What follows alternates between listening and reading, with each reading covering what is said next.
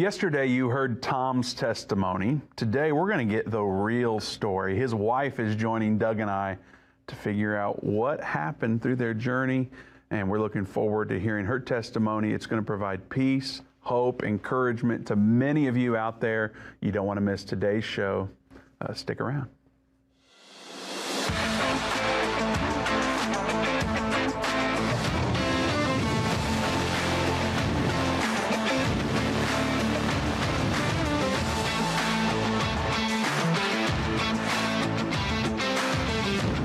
Welcome to the Endtime Show. Vince Stegall here with Doug Norvell and a very special guest. Like I said, you saw the interview yesterday with Tom. Today we have Lana with us, and we are so excited to hear her testimony. God is going to do some incredible things through this show today, and we can't wait to dive in and hear her perspective. And I think it's going to be a great encouragement to many of you out there. Before we get into that, you know, there used to be a time when our financial institutions shared in helping to build and maintain our communities. Back then, depositing your money at a bank didn't undermine your values. It didn't contribute to resisting the kingdom of God. Banks these days, they're in the tank for pretty much everything you stand against.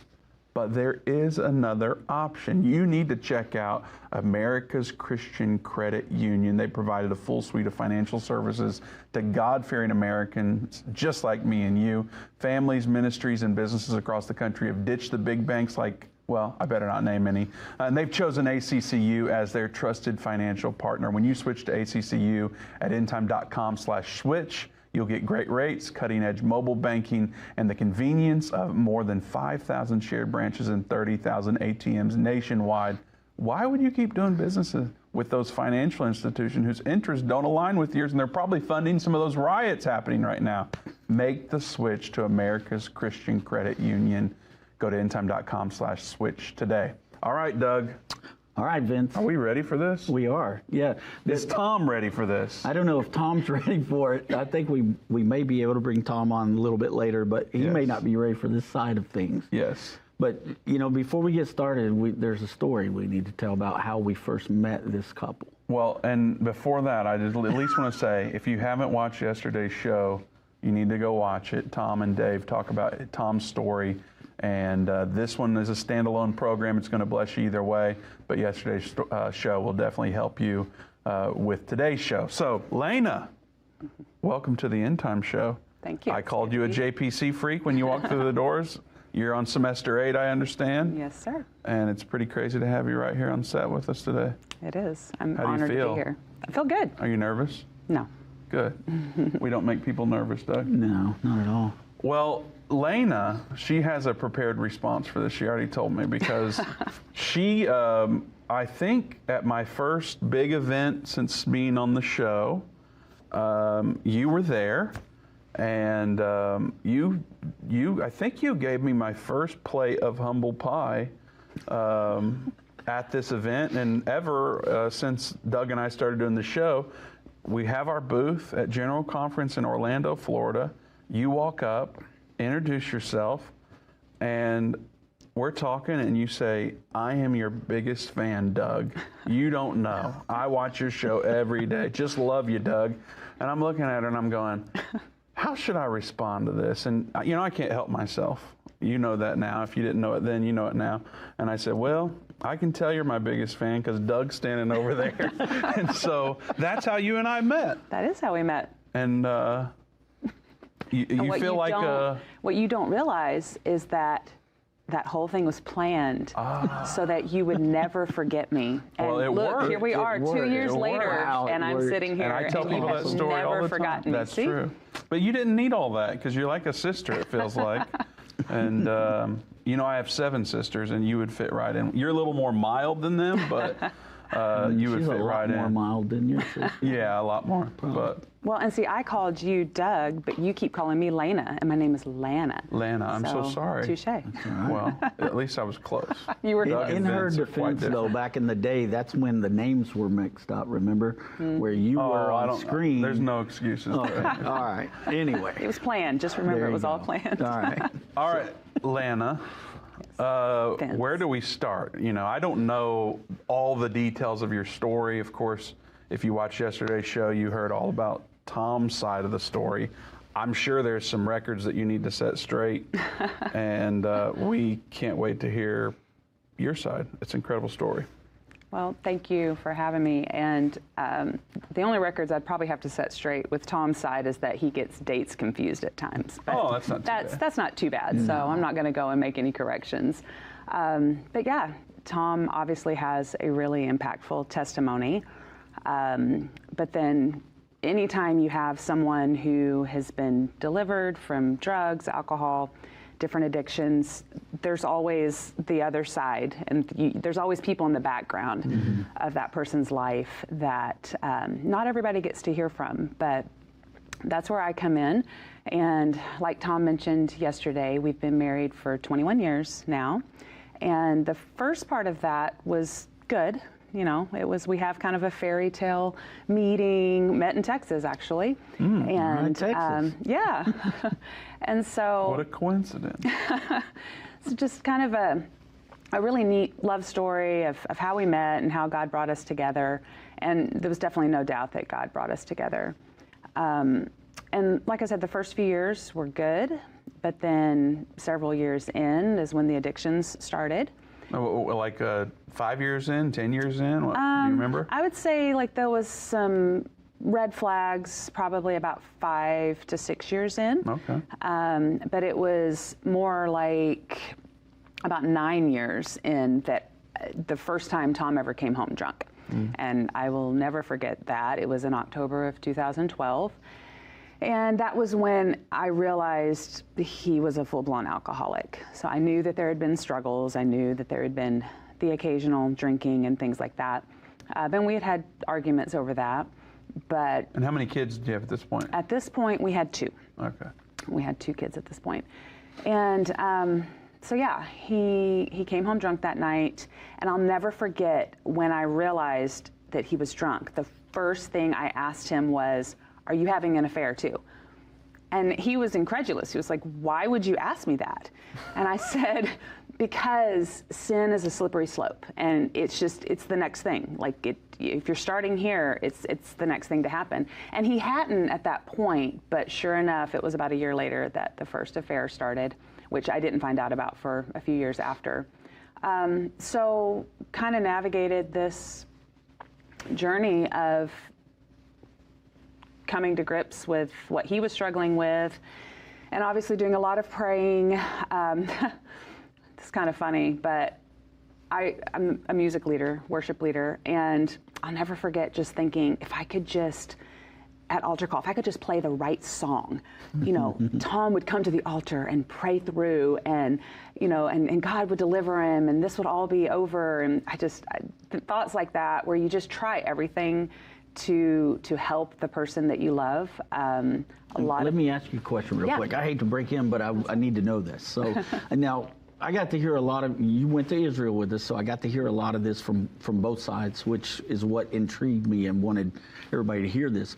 But whenever this was happening, did anyone else in the church know? Did anybody have a clue, or did he do it so well that it was cloaked and nobody even would have imagined that Tom was doing this? Right. No, that's a good question. And at this point, nobody knew. Yeah. It was just me. It was the drinking. Nobody in the church knew. Our pastor didn't know. There was, nothing like that. So, and that's a hard burden to carry, when you know things are not right, but you also are trying to keep up this facade of, we've got perfect marriage and the perfect family and just things are great. Right. And there was a lot of that, which I'll talk about later, how God was working on me at the same time. But yeah, I just remember trying everything, loving him through it. I tried to preach him through it, and nag him through it, and play the right songs at altar call, and just all the different things. And none of that obviously worked. Later, I would learn how really codependent and how enabling I was when I thought I was helping. So that's a whole different conversation. But yeah, so that was 2012. And then fast forward 2013, the first affair started. We got pregnant with our 3rd child in 2014. And then the following year, 2015, well, it would have been early 2016, things obviously weren't getting any better with him. And I remember distinctly an altar call where we had a visiting minister, and God spoke to me in that altar call, and he gave me my first and the main promise that I like to talk about. And the promise was, he gave me the scripture of Joel 2:25, and he told me that he was going to restore Tom spiritually, and that he would make up for all the lost years. Because at that point it had been years, and I felt, in my mind, it's like, we have a young family, this is just wasted time. Like, he's missing out on so much. And so God gave me that promise in early 2016, late 2015. Now, did that minister know? No. What you were going through? So this was just all God. This was just me in the altar praying, and God speaking to me. Wow. And the key thing is I never told anybody about it. I just kind of tucked it away. Right. And I never told anybody about what had happened. I wrote it down, but I didn't tell anybody. And then, of course, so that was 2016. The following year, things just escalated. They got so bad. Tom's dad got sick, was diagnosed with cancer. He deteriorated very quickly. That sent Tom over the edge, which if you heard yesterday's show, you heard some of that. And so 2017 was a really, really bad year for us. As opposed to the other really bad years. Well, it was one of those years where things because instead of just the alcohol, what I didn't know, again, I'd find out all of this later, I didn't know that there was a second affair that started. The first one had ended, then another one started, and drugs came into the picture too. So it's bad enough when you have an alcoholic, but then you get a drug addict mixed in, and it was very, very bad. And Lana, it's 2024. There's a lot of independent women watching this show right now, and they're going, this lady should have left him a long time ago. How could she get pregnant? He's out having an affair. She knows it. All that stuff. I know you deal with I'm assuming you deal with some of that. How do you respond to people that are, and by the way, I said having seven sisters. Yeah. I basically heard all them saying that in my head while you were telling the story. Well, I didn't have a clue. I didn't even suspect the first time. Now, by the time we got to 2017 and the second one started, I started being suspicious because the drug use just changed things. His demeanor, there was a lot of verbal and emotional abuse that was going on in the home. Thank God, never physical, but just things were escalating quickly. So I just sensed there had to be more. And I did confront him a few times, which of course he always denied. But you have to understand something about addicts. Addicts are really, really good at lying, deceiving, and manipulation. I mean, they could write a book on it. It's just what they do. And your husband's full of charisma and yes, and all the things. And and the other crazy thing is when his dad passed away in late 2017, and the addictions were at the high, the affair was at its height, everything was escalated at that point, there was grief involved. I literally had our grief counselor tell me, if he needs to go away and be alone in the evenings, you just need to give him his space. Like he needs that time to grieve. He needs to process. So again, for an addict who's a manipulator and gaslighter and all those things, what a great cover to be able to be gone in the evenings and whenever he wanted to, and just use grief as his reason for being gone. So there was a lot of that went on into early 2018 and forward. Of course, the verbal abuse and things just picked up and got worse.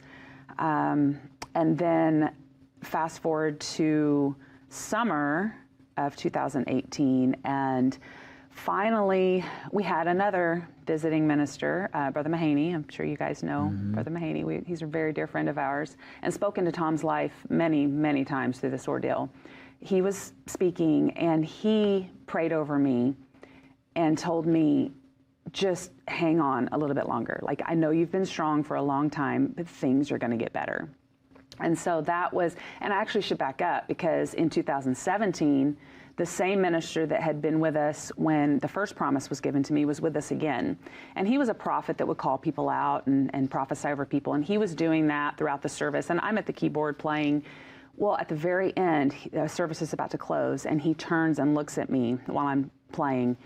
And he says, God sees you, you've been faithful, and because of your faithfulness, your family is going to follow you and serve God.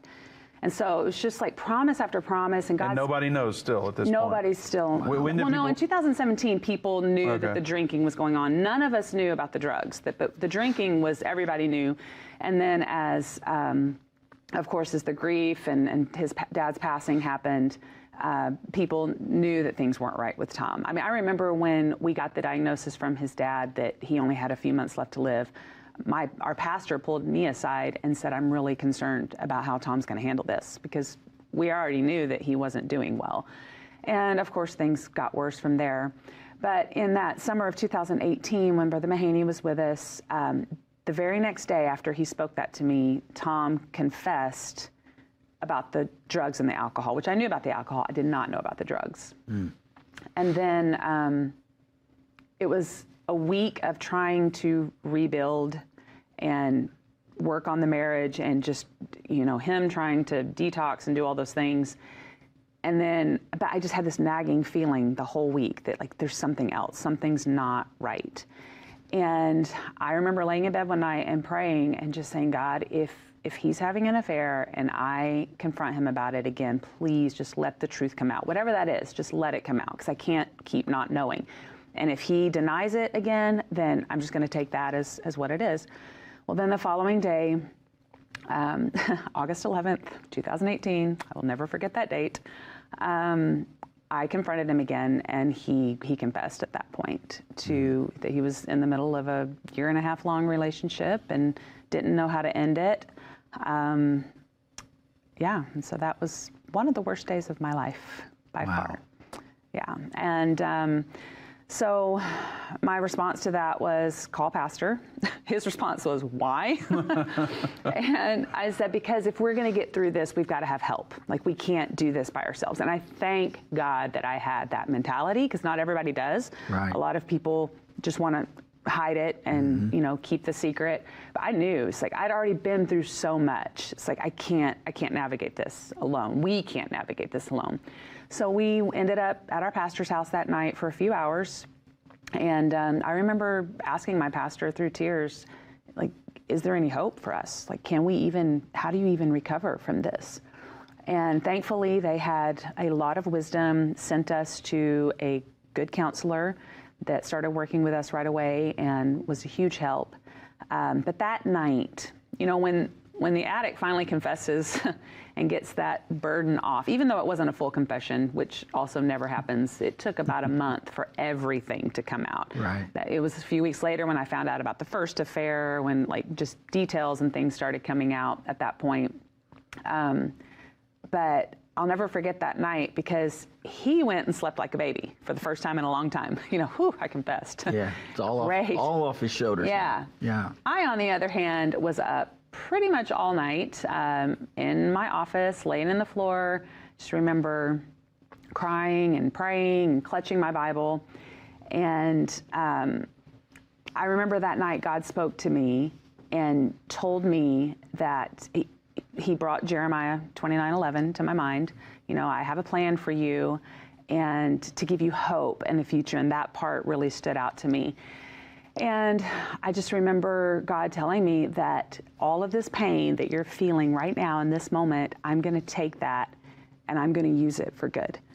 And so that was, again, another promise, another confirmation. I started feeling in that moment that, okay, I need to learn everything I can through this, because I'm going to help somebody else at some point. There's going to be a purpose for all of this pain. And I'm not sitting here saying it was easy, because it absolutely was not.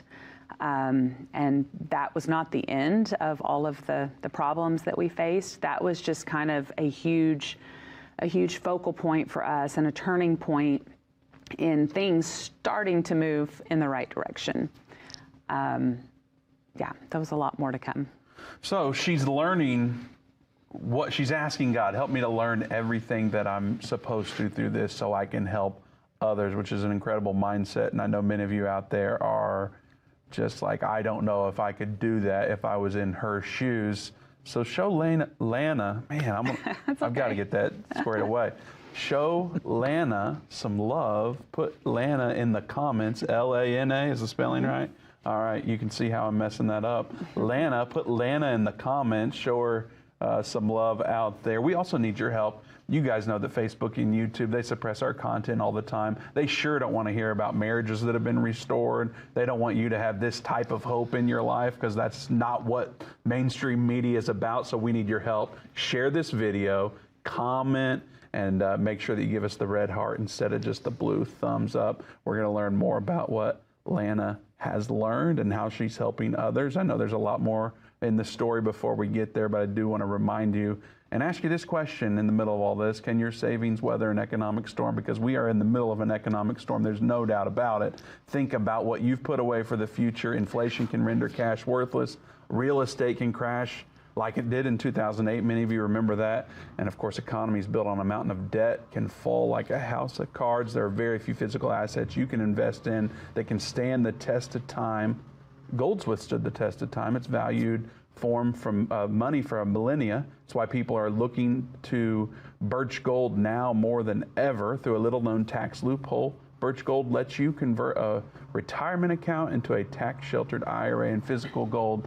And the best part, it doesn't cost you a penny out of pocket. To learn more, visit birchgold.com/endtime. Claim your free info kit on gold. Let me ask you again, can your IRA or 401k weather an economic storm? If not, call the people I trust, Birch Gold. Visit birchgold.com/endtime and secure your savings today.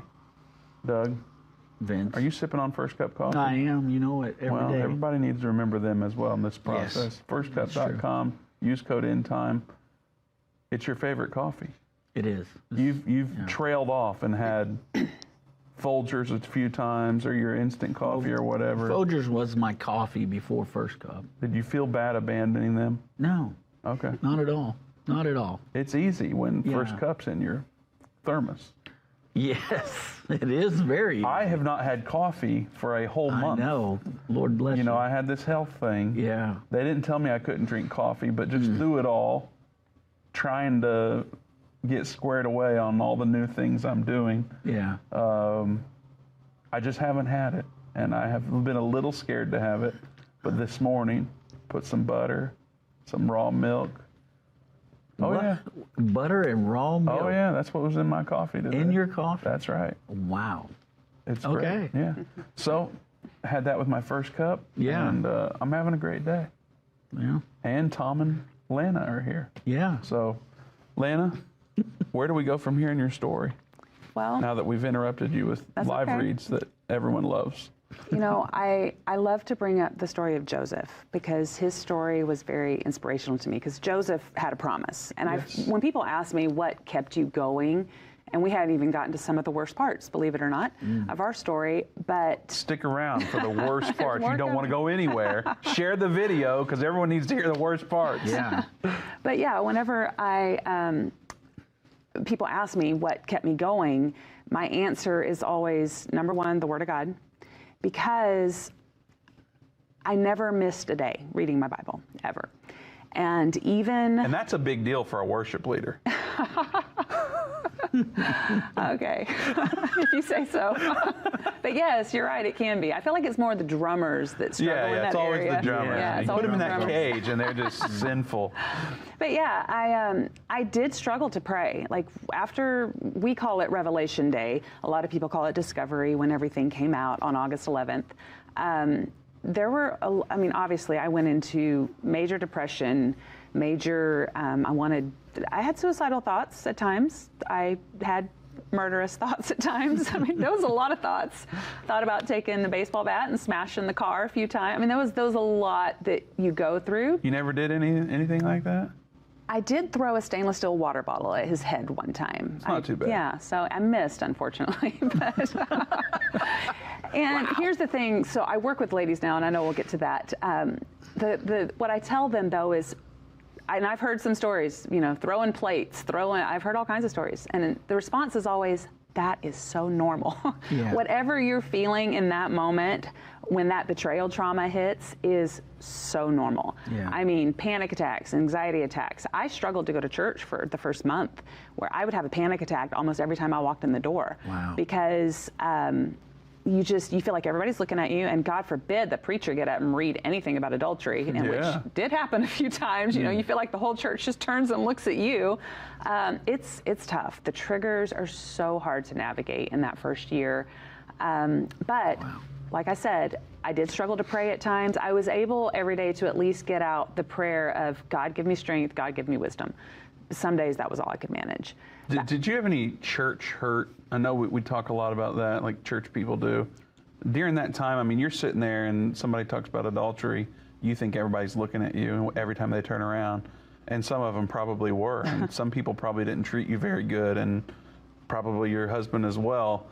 You probably endured some church hurt. I actually didn't. Well, that's awesome. And the reason is a great because church, apparently. We have an incredible church, an incredible pastor and pastor's wife who just were so loving, so forgiving, and showed so much mercy to my husband. And I mean, there were that first couple weeks, almost every weekend, my pastor's wife would come pick me up at midnight because he and I it was not a good situation. And I just remember I could call her and she'd be like, I'll be there in a few minutes. And she'd pick me up, it'd be midnight, I'd get the kids in the bed, we'd drive around for an hour, and she would just let me talk. She would let me vent. And I'll never forget, actually, there was a situation a few weeks in where I had let Tom have it in a few choice words because some more things had come out and I found out he'd been lying about some stuff. And it was a bad scene. And I remember Tom saying, I didn't know you knew how to use those words like that. Well, that night, sure enough, my pastor's wife picks me up and I'm telling her all about it and just thinking she's going to take my side, right? And she goes, you're going to have to apologize to him, right? I was like, but he deserved it. She's like, you got to apologize to him. And she was right, and I did. But reading my Bible, I never missed a day in the Word of God. And it wasn't, I need a scripture for hope. Let me look up scriptures. I was just in my daily bread program. Yeah. Do you know how many lessons you can learn when you read about the children of Israel wandering in the wilderness? Or what I found was that... While you're walking through your wilderness? Exactly. Yeah. What I found was that I started to notice all of these stories that I was reading, how if God was orchestrating their life and had a plan the whole time, he must have one for my life too. Amen. Well, you are not going to want to miss the second half of this show, so don't go anywhere. We're up against a break right now, but we'll be right back. We're not taking your calls today, so don't even try to call. I almost gave them the number. We'll see you right on the other side of the break. Don't go anywhere.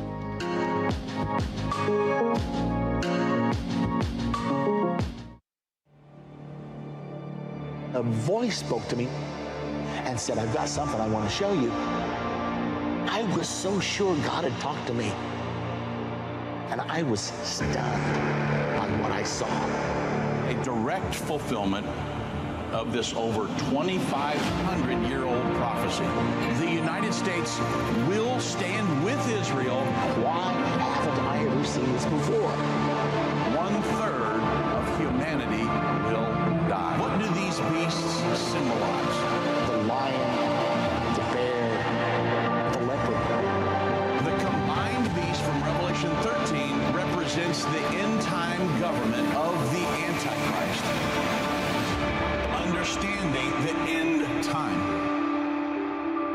Now streaming on Endtime Plus and available to order at endtime.com/UET. Go to endtime.com/UET or call 800-ENDTIME. What if you could understand Bible prophecy? Dave Robbins, the host of the End Time Show's TV and radio programs, is holding a free prophecy conference near you.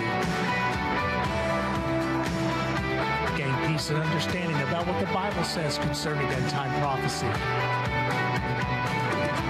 Call 1-800-ENDTIME or go to endtime.com/events to see when Dave will be in a location near you.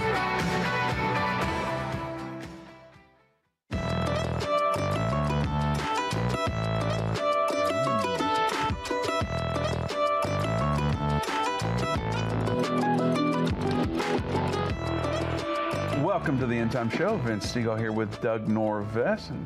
Doug Norvell? I have no idea what's wrong with you. He's having trouble with names today. That first cup of coffee that I had. It's that butter he put in that thing.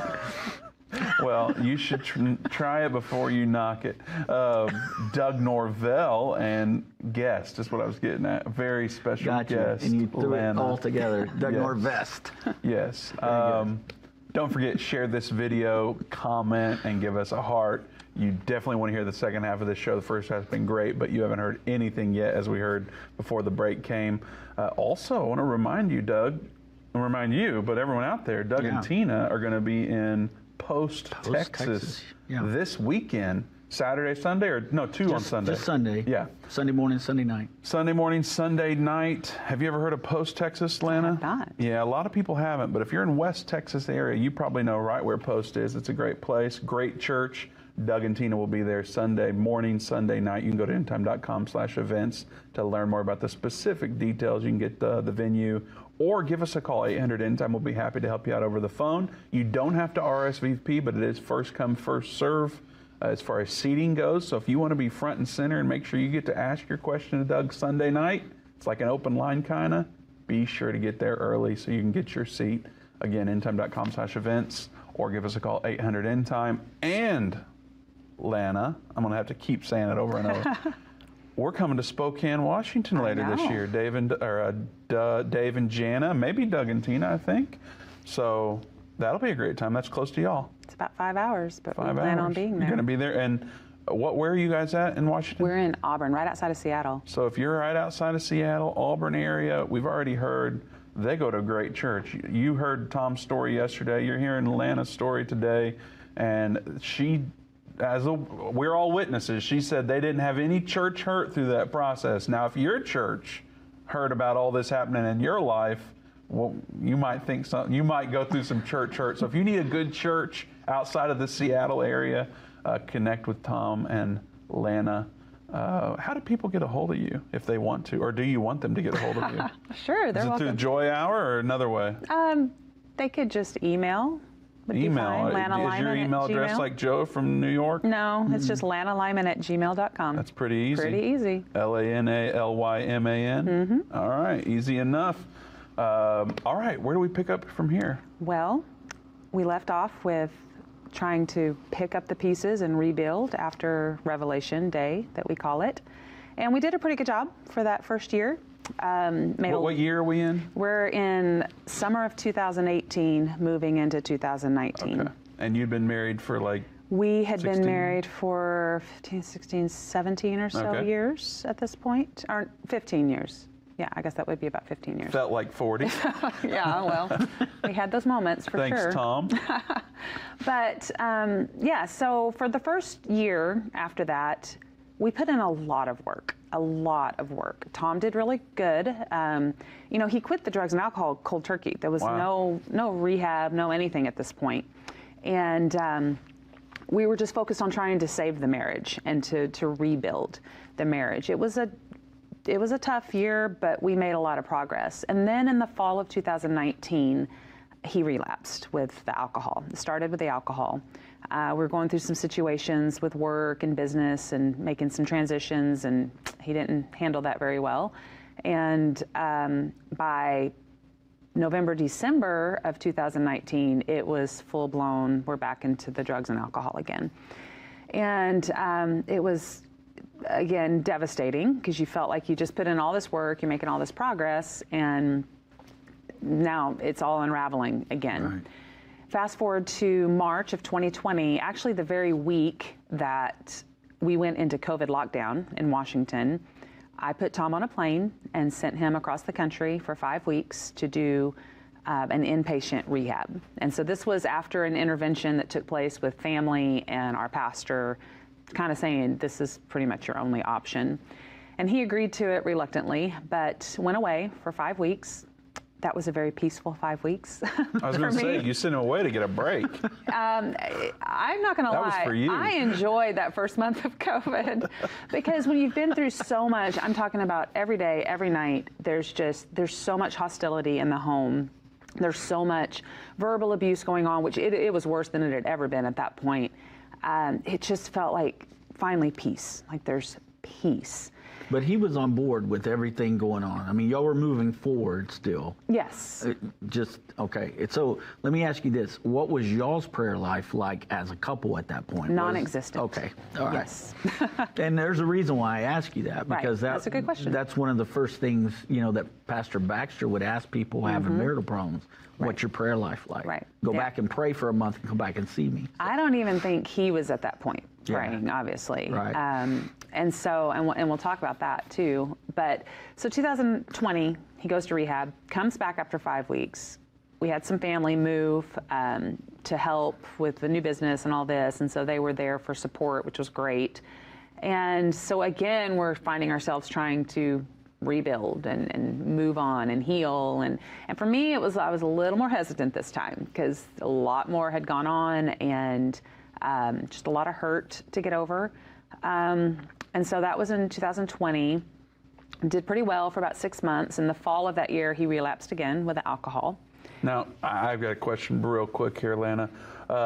For the women out there, we'll jump ahead to who you are today, just for a minute maybe, or however long you want to go. For the women out there that have gone through similar circumstances, who either endured it and maybe they're in the middle of it, or maybe they got a divorce and now they're a single mother or remarried and still feel guilt from what happened, they should have stuck it out or whatever. I know there's just a mountain of emotions that people go through when they go through something like this.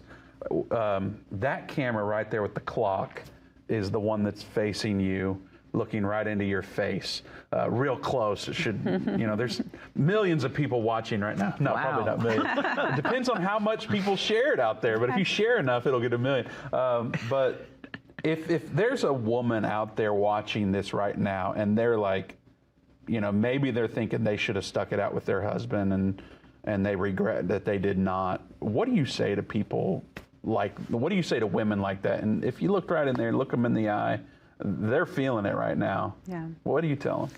Well, first of all, nobody can make that choice for you but you. You have to be the one to determine whether you stay or whether you go. For me, I had children involved, so there was a lot to think about. It wasn't just, if it was just me and Tom, I don't know if I would have been able to stay and put up with as much as I did. But I had to think about my kids. And I think a lot of people think short term. I made a list of what are the long-term effects. If I stay, what am I looking at? If I go, what am I looking at? And I started listing things like, okay, my children are going to have multiple sets of parents, most likely. Multiple sets of grandparents. What does that look like during the holidays? What is that when they have children and there's grandchildren involved? What does that look like? So I was thinking really far ahead, although I understand it's very easy to get caught up in the moment and the emotion. And counsel, I just can't stress enough how important counsel is, whether it's counsel to help you with those decisions and help you see the whole picture, because there's something called betrayal blindness, that when you deal with betrayal trauma, there's things that can be right in front of your face that you don't see. And that definitely was going on. And that's why we can look at other people's situations and go, how do they not see that? But when you're in the middle of it, you really are blind to a lot of things. And part of that is a protective mode that you go into because you don't want to face reality. You don't want to face the truth, because what does that look like when you do? But yeah, I would just say counsel's great. And whether it's counsel to help you make those tough decisions or to help you process and heal from the tough decisions that you've already made. But I would also say that there's always hope. One of our favorite sayings is, as long as there's breath, there's hope. And, there's no hopeless situation, just we tend to grow hopeless about the situation. And so whether you're trying to pick up the pieces of something that's been broken and move on alone, healing has to take place. So whether that's together or if that's you without that individual, you have to heal and move forward for your future relationships, just to be the best version of you that you can be. So what do you recommend for women that, everything's already behind them and now they're single? Yeah. How do they face all that stuff? I think that's where obviously a strong walk with God comes in play. Stay in the Word and get counseling. Counseling is so critical So many people just don't process things. You know, they just try to move forward from it and sweep it under the rug and keep going. But there's so much when you go through that kind of stuff that needs to be dealt with and processed. And if you don't deal with it and process those emotions, process that grief. You know, you've lost something. You need to grieve that. You need to do that properly, or it's just going to come back down the road. Can you do that? No, there's no hopeless situations. Saying again, I want to make sure I got it right. There's no hopeless situations. Only people that have grown hopeless about them. That's so good. I've been in hopeless situations, or at least that's what I thought. But I was the hopeless one. Yeah, pretty much. Pretty much. Okay, so back to 2020. We're 2021 at this point. So late 2020 through 21, it was like a hit and miss with the drinking. Then by the summer of 21, it was full blown again. The drugs and the drinking. By fall of 21, I was at that point of, do I need to leave at this point? It was just getting really bad. We have some stories. It was really bad. I don't know. Yeah, it was. We need to do an Endtime Plus series to talk about. Yeah, I mean, just when you leave your husband on the side of the road 2.5 hours from home with no cell reception, and you just drive home for your own safety because a police officer tells you that's what you need to do. We have some stories. I can see it now. Life with the Lymans. Yeah. And Tom's a big guy. He's not a little guy. He's a big guy. He's a big guy. Yeah. And he's an angry guy when he's... Yeah. He's a big guy with a salmon jacket. Yeah. So we're in 2021 now. And October, November, early December of that year was definitely the turning point. And I remember the summer of that year, things not being good, but I remember our counselor, which Tom at that point was not getting counseling. He didn't want to hear anything anybody had to say, but I still was getting counseling individually. And our counselor, I remember him telling me, like, because I was asking, I don't know what to do. I feel like I need to just go. Maybe I don't need to stay. I still have that promise in the back of my mind. Don't forget, and I know God keeps his word, but it also takes, the other party to do their part. Well, our counselor told me, I just feel like if you'll just be patient a little bit longer, I still see so much potential in Tom. If you could just hold on a little bit longer. I'm thinking, how much more do I have to put up with at this point? Doesn't sound like you chose one of these super left liberal counselors, right? Oh, this was an apostolic, God-fearing, so you were Holy Ghost wise filled, in your counseling selection. Which is critical. Yeah, I wanted to highlight need someone filled with the Spirit that is going to give you godly counsel from the Word of God. Yeah. And I thank God every day. We had Nobody's going, you need to live your own truth or, stuff like that. Nothing like that. And this person's in the same vein with what the Lord had told you about being patient and hanging on. So, yes, and he didn't know any of this. I hadn't shared anything with anybody. So I do remember, though, in early December of 2021, it was just, actually, I read a book that really spoke to me and helped me realize how enabling I had been with a lot of what had gone on. So I had a conversation with Tom about a month prior and just said, you do what you're going to do. I'm not going to try to convince you to do anything different. But I am not going to live with some of this anymore. I'm going to have my boundaries. And that was a turning point. That was a huge turning point for us. That's a scary conversation. People don't like boundaries. I'm very aware of that. Can't believe it. We're up against another break. We have one segment left. I don't know what we're going to get into in the final segment, but it's going to be fast. Tom might join us. We'll see what happens. Don't go anywhere. They that understand what is taking place will instruct many. Except a man is born again, he can enter or see the kingdom of God. I don't care what label you've been given or what label you've given yourself. You are essential. You still matter. This is a journey, and when we get to the other side of that, that's where our prize is. That's where our reward is.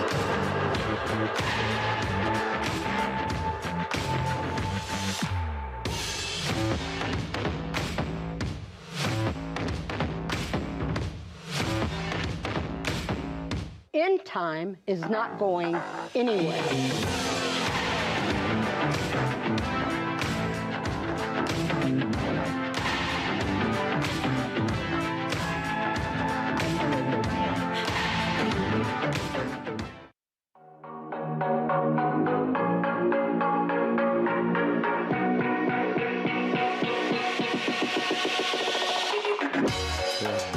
Welcome back to the Endtime Show. Vince Stegall here with Doug Norvell, special guest Lana Lyman, and Tom has joined us on set. We don't know if we're going to get to Tom or not because there's so much more to talk about, but you're going to see what I meant by, well, you're going to see what Doug meant by a big guy, and you're going to see what I meant by a salmon jacket. So here we go, Lana. Take it from here. I think we're probably going to shut up and just let her go. I don't know. We'll see what happens. We probably need to. I have a hard time shutting up, though. Interrupting people, apparently.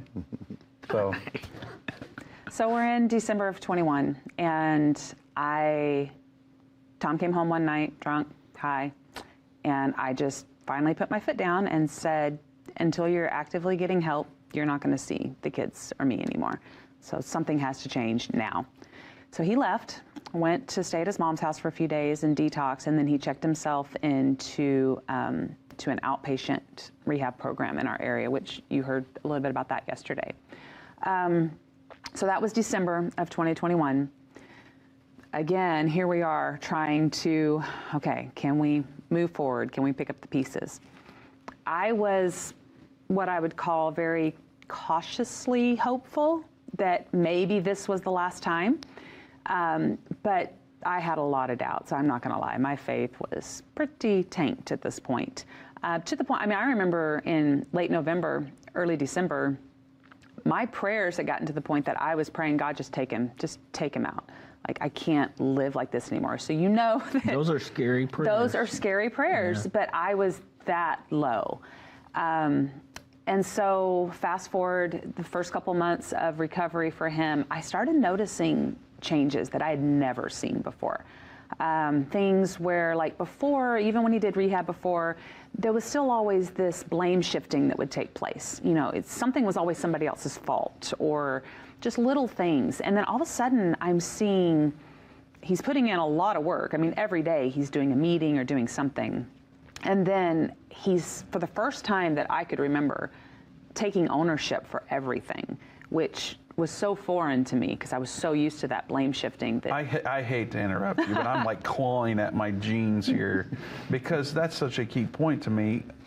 I am connected to so many people that are entitled, yeah, and they don't want to take ownership. How can you talk, even though it's not necessarily the testimony, it's a big shift here.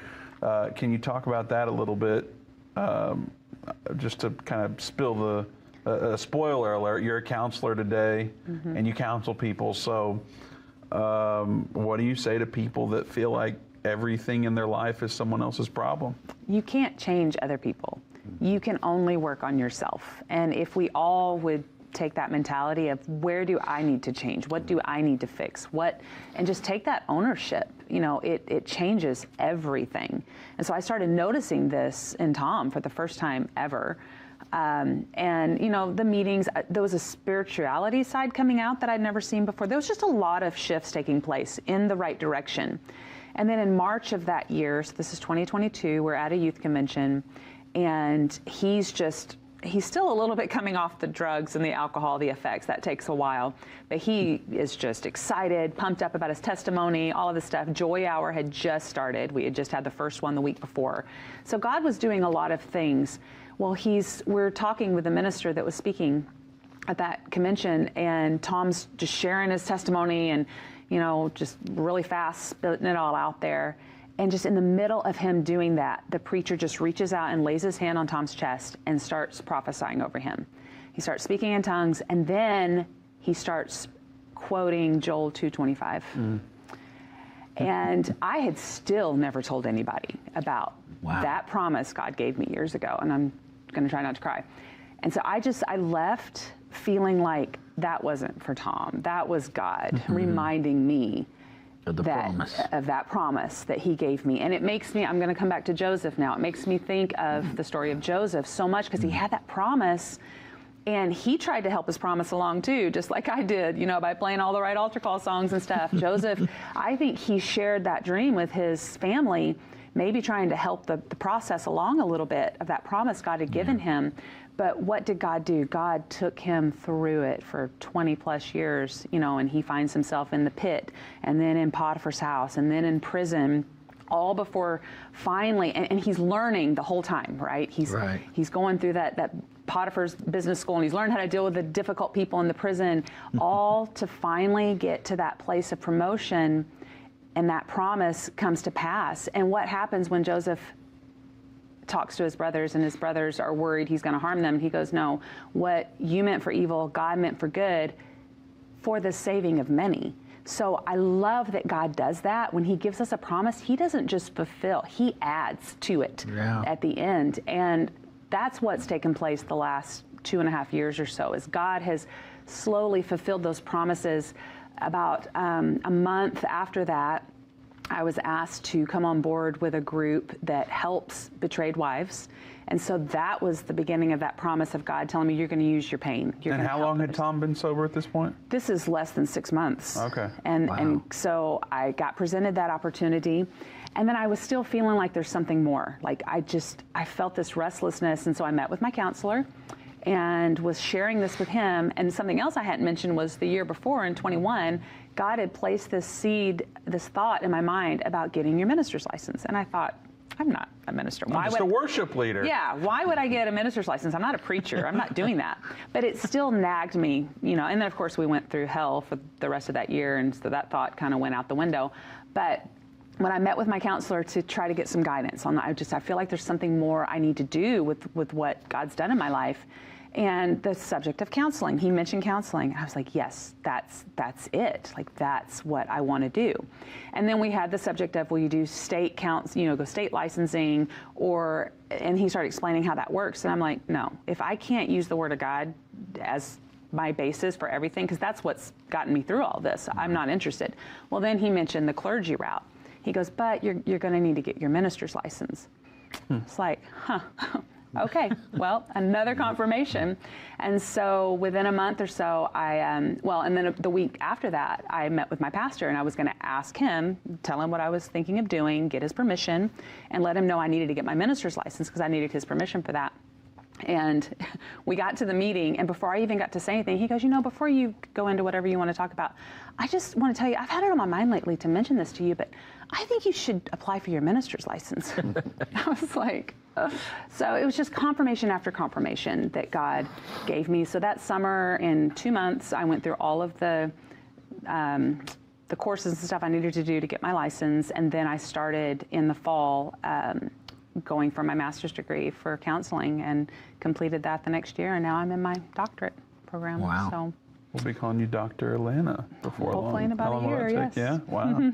We met y'all in October, I think it was, September maybe, of 22. Mm-hmm. And when did Endtime play? Because I started the show with you're a JPC freak, which means you go through JPC a lot. Right. So when did Endtime come into play with all this? So Endtime came in May of 22. So the same year. We're fresh into everything. I've decided to pursue my minister's license.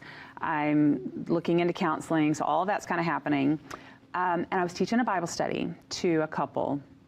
And we're going through the Bible study, and partway through, they asked me, so what about this Revelation stuff? Like, what can you tell us about Revelation? And I go, well, I don't really know that much about Revelation. I'm like, I read it every year when I read my Bible, but I can't really explain anything. It's all kind of foreign to me. I was like, but I'll do some research and I'll get back to you. So I went and started researching stuff about the rapture, because I think that was the specific question they had. The first video that popped up when I typed that into YouTube was Brother Baxter's video of when will the rapture happen. I'd never heard Brother Baxter before. I'd heard of him, but never heard him. So I watched that video, but then I started watching others and trying to get other perspectives, and I just kept coming back. I'm like, this just makes so much sense. And started researching. Well, then I came across Endtime when I started studying, looking up Brother Baxter and stuff about him. Came across Endtime, found the show, started faithfully. Became Doug's biggest fan. Became Doug's biggest fan. Or mine. I still am to this day. And so I got to where I didn't miss a show. And then y'all would talk about the Jerusalem Prophecy College so much, on the thing. So I started looking into that. And so by the fall of 22, I was enrolled in that. And now I'm in my 8th semester, which granted, I probably should be through by now, but the material's so good. I've probably went through several of these videos 5 or 6 times before I'll move on to the next one, because you get something new out of every one. And I have to say that being born and raised in church my whole life and hearing so many messages preached, I have never learned more about the Bible as I have in the last 2 years since going through JPC. It's not just prophecy. Not just prophecy. No, I mean like just. Well, could you tell by Joseph when she's telling the story of Joseph? I'm sitting there hearing. My favorite saying of his is every trial in your life will either be a stumbling block or a stepping stone. Yeah. And it's what you decide to do with it. Right. And it takes me to one of my favorite passages too in James chapter 1 where it says, count it all joy. And I love the NLT version of that because it says, consider it an opportunity for great joy. We just lost half our audience. They're KJV only. Sorry. Well, anyway, consider an opportunity for great joy. Why? Because your faith will be tested, your endurance has a chance to grow. And one thing I share with people a lot is that the word crisis actually comes from 2 Chinese symbols that represent danger and the other one opportunity. So it makes me think of Brother Baxter's saying again, every crisis that we face in life, there's danger involved, but there is such an opportunity for growth. Yeah. And if I could share anything as far as hope goes, I know Tom has his testimony and it's amazing, but what God has changed in me over the course of these years and what we've experienced, I would go through every bit of it again, just to be where I'm at today. Because God, he may have been the addict, he may have been unfaithful, but I realized I had a lot of pride that God had to work out of me. I had a lot of self-righteousness that God had to work out of me. And so, and sometimes just like with Joseph, you got to go through some tough things in order for God to develop you into the calling he has for you. I'll never forget that night that God told me I'm going to use this pain to help others. That first year I thought, let's go, I'm ready, let's do it. Well, I had years ahead of a lot more trial coming my way. And it was in those years that I can look back and see, wow, look at what God changed in me during that. Yeah. All right, well, Tom's on set with us now. So, first of all, we got to talk about this jacket. What do you think? Is it pink or is it salmon? Put it in the comments. I know on camera it looks pink. It kind of looks salmon, but I'll still call it pink. What do you guys think? Let us know in the comments. Tom, we wanted to at least have you guys together so people know you love each other. We do. So, we do. We have less than 2 minutes. Come on and close us out. Sure, absolutely. Thanks for having me on today. And I called her Lana and Lana for the first month. Okay. It wasn't until I asked her better. and she finally said Lana Banana. Okay, so ever since, that helps a lot. It does. So we're good. But no, thank you so much. God has done an amazing amount of work in our lives and continues to do so. As she mentioned, as long as there's breath, there's hope. And if you look at the trajectory of someone's life, it can change pretty quick. It doesn't change overnight, and they need to put in the work, and I continue to put in the work. I've got a lot more to learn, but I have found the closer that I've got to God, the closer I want to get to God, and so much of what he's done has just amazed me. I've worked on myself and worked on getting closer to him, and I've turned around and been like, what did she just say? That she thinks our marriage is better now than it's ever been. She would go through, she's okay that we went through it. Like all of that's gone on. It's just miracles after miracles, all through just daily disciplines, continuing to balance life, but starting the morning with Bible and prayer, and just God is amazing.